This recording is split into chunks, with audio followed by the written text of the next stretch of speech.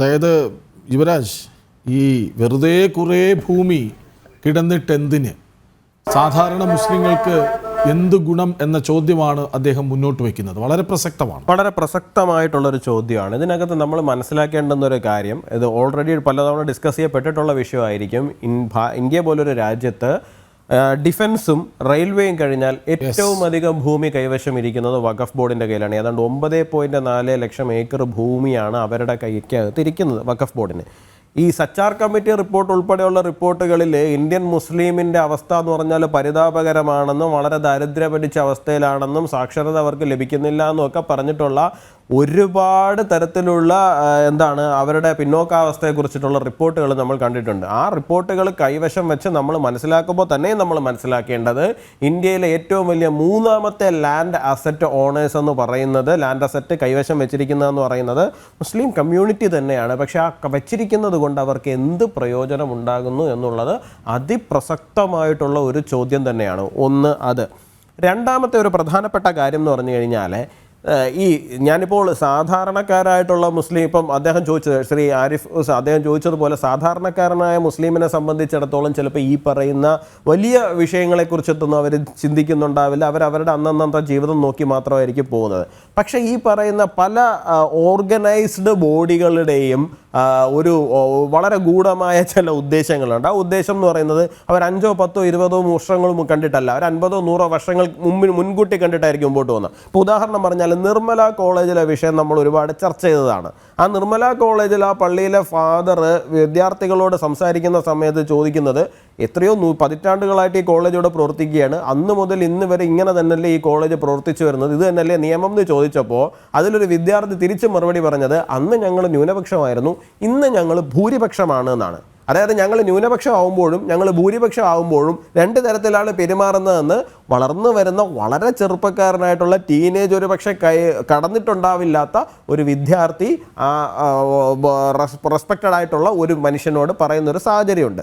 അപ്പോൾ ഇന്ന് ഇത്തരത്തിലൊരു നിയമം വളരെ നിഷ്കളങ്കമെന്നോ നിരുപദ്രവകരമോ എന്നുള്ള നിലയിൽ, അല്ലാന്നുണ്ടെങ്കിൽ ആരും നോട്ടീസ് ചെയ്യപ്പെടുന്നില്ല എന്നുള്ള നിലയിൽ നിലനിൽക്കുകയാണ്. അപ്പം ഇതുകൊണ്ട് ഇന്ന് സാധാരണ മുസ്ലിമിന് പ്രത്യേകിച്ച് പ്രയോജനമൊന്നും ഉണ്ടാകുന്നില്ല, നാളെയും സാധാരണ മുസ്ലിമിന് യാതൊരു പ്രയോജനം ഉണ്ടാകാൻ പോകുന്നില്ലായിരിക്കും.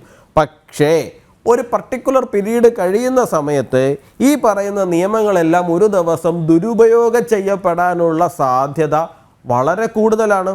ഇപ്പോൾ 2013 വരെ ഒരു മുസ്ലിമിന് മാത്രമേ വഖഫ് ചെയ്യാൻ സാധിക്കുള്ളൂ എന്ന് പറഞ്ഞിരുന്നിടത്ത് അത് എനി പേഴ്സൺ എന്ന് അമെൻഡ് ചെയ്ത് മാറ്റുന്നൊരു സാഹചര്യം ഉണ്ടായി. ഇതിനകത്ത് വലിയൊരു അപകടമുണ്ട്. അപകടം എന്ന് പറഞ്ഞു കഴിഞ്ഞാൽ, ഇപ്പോൾ ഉദാഹരണം, എൻ്റെ ഒരു ചെറുമകൻ്റെ വസ്തു അന്ന് ഇവിടെ ഒരു മറ്റൊരു തലത്തിലേക്ക് ഡെമോഗ്രഫിയൊക്കെ മാറി, പറയുന്ന പോപ്പുലേഷൻ അങ്ങോട്ടും ഇങ്ങോട്ടുമൊക്കെ മാറി, ഭൂരിപക്ഷ സമുദായം ഇസ്ലാമിക സമുദായം ആയി എന്നിരിക്കട്ടെ.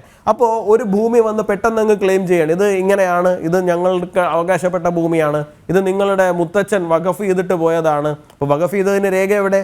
രേഖ ആവശ്യമില്ല, ഡീഡ് ആവശ്യമില്ല, ഒന്നുമില്ല. കാരണം വഖഫ് ചെയ്യുക എന്ന് പറഞ്ഞു കഴിഞ്ഞാൽ ആർക്കും വാക്കാൽ പറയാം. ആ വാക്കാൽ പറഞ്ഞു കഴിഞ്ഞാൽ ആ ഭൂമി അവരുടേതായിട്ട് മാറുന്നു എന്നുള്ളതാണ്.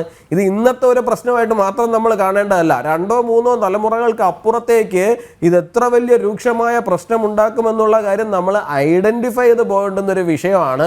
അതുകൊണ്ട് തന്നെയാണ് ഇപ്പോൾ കേന്ദ്ര സർക്കാർ വളരെ ഭംഗിയായിട്ട് അതിനകത്ത് പറഞ്ഞിരിക്കുന്നത്, ഒരു മുസ്ലിം അദ്ദേഹം ഒരു 5 വർഷമായിട്ടെങ്കിലും ഇസ്ലാം പ്രാക്ടീസ് ചെയ്യുന്ന ആളാണെന്നുണ്ടെങ്കിൽ അദ്ദേഹത്തിനാണ് വഖഫ് ചെയ്യാൻ ഈ പറയുന്നത് പോലെ ഒരു വാക്കാൽ പറയുന്ന. മറ്റുള്ളവർക്ക് അപ്പോൾ ഇവരിപ്പോൾ പറയുന്നൊരു നറേറ്റീവ് ഉണ്ട്. ആ നറേറ്റീവ് എന്ന് പറഞ്ഞു കഴിഞ്ഞാൽ, ഒരു ഹിന്ദുവിനോ ഒരു ക്രിസ്ത്യാനിക്കോ എന്തുകൊണ്ട് വഖഫ് ബോർഡിന് ഭൂമി ഡൊണേറ്റ് ചെയ്യാൻ പാടില്ല എന്ന് പറയുന്നു. വഖഫ് ബോർഡിന് ഭൂമി ഡൊണേറ്റ് ചെയ്യാൻ പാടില്ല എന്ന് ഇവിടെ ആരും പറഞ്ഞിട്ടില്ല. വഖഫ് ചെയ്യുകയും ഭൂമി ഡൊണേറ്റ് ചെയ്യുക എന്ന് പറയുന്നത് രണ്ടും രണ്ടാണ്. ഭൂമി ഡൊണേറ്റ് ചെയ്യുമ്പോൾ ഈ നാട്ടിൽ നിലനിൽക്കുന്ന തരത്തിലുള്ള എല്ലാ പ്രൊസീജിയറുകളും നിയമപരമായ ഫോർമാലിറ്റികളും എല്ലാം പിന്തുടർന്നുകൊണ്ട് നിങ്ങൾക്ക് ഒരു വസ്തു ആധാരപ്രകാരം ഡീഡാക്കിയിട്ട് എന്ത് ചെയ്യാം, വഖഫ് ബോർഡിന് ഡൊണേറ്റ് ചെയ്യാം. അതിപ്പോഴും ചെയ്യാം, നാളെയും ചെയ്യാം, മറ്റന്നാളും ചെയ്യാം, ഒരു പ്രശ്നവുമില്ല. പക്ഷേ എൻ്റെ ചിന്തകളിൽ ഇതുണ്ടായിരുന്നു എന്ന് പറഞ്ഞുകൊണ്ട് എൻ്റെ ചെറുമകൻ്റെ അടുത്ത് വന്നിട്ട് ആ ഭൂമി പിടിച്ചെടുത്തുകൊണ്ട് പോകുന്ന ഒരു സാഹചര്യം ഉണ്ടാകുന്നത് അത്ര ഭൂഷണമായിട്ടുള്ളൊരു കാര്യമല്ല.